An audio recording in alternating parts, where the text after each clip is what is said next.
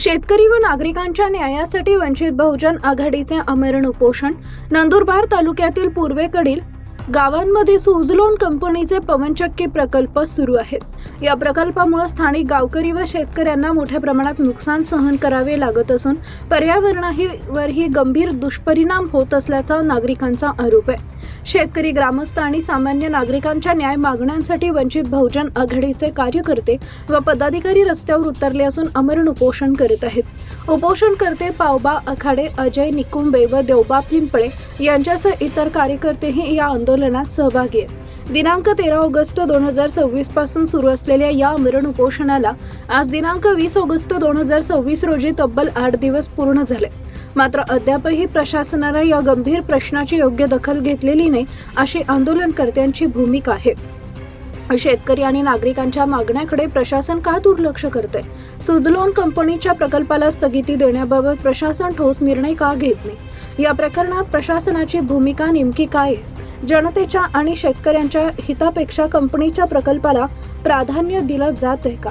सामान्य जनता, शेतकरी आणि नागरिकांच्या न्यायासाठी आवाज उठवणार कोण? हा प्रश्न आता केवळ काही गावांचा राहिलेला नसून शेतकरी, पर्यावरण आणि सामान्य नागरिकांच्या हक्काचा प्रश्न बनलाय. जोपर्यंत शेतकरी व नागरिकांना न्याय मिळत नाही तोपर्यंत वंचित बहुजन आघाडी आपला संघर्ष थांबवणार नाही. झुंजार क्रांती न्यूज ब्युरो, नंदुरबार.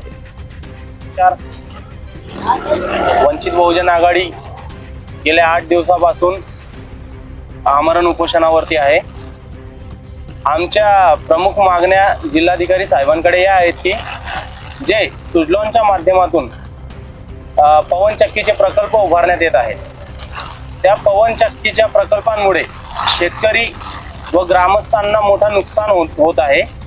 ही बाब आमच्या निदर्शनास आल्यास आमचे नंदुरबार जिल्ह्याचे जिल्हाध्यक्ष पावभाऊ आखाडे यांच्या नेतृत्वात आम्ही आमरण उपोषणाची सुरुवात 13 ऑगस्ट 2026 पासून केली आहे.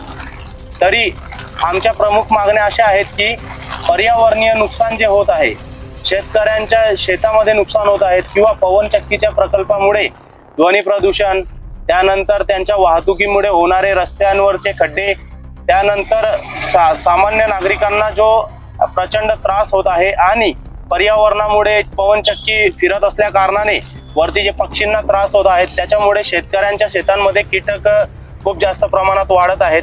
ही गोष्ट आमच्या निदर्शनास आली आणि या आंदोलनाच्या उपोषणाच्या मागचा सगळ्यात मोठा कारण असा की छडवेल कोरडे धुळे जिल्ह्यातील गाव आहे.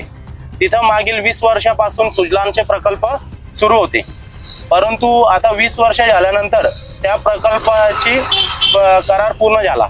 तरी छडवेल कोरडेच्या प्रकल्पाला त्यांनी परत रिन्यू करून ते कंटिन्यू का केले नाही असा प्रश्न देखील इथं निर्माण होतो.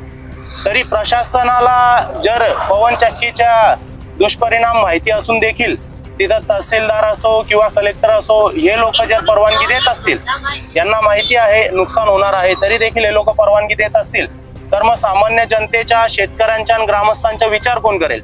या सगळ्या गोष्टींचा विचार करून वंचित बहुजन आघाडी आज रस्त्यावर उतरली आहे. मागण्या जे आहेत हे पूर्ण होणार नाही तोपर्यंत आमचे आमरण उपोषण हे सुरूच राहील.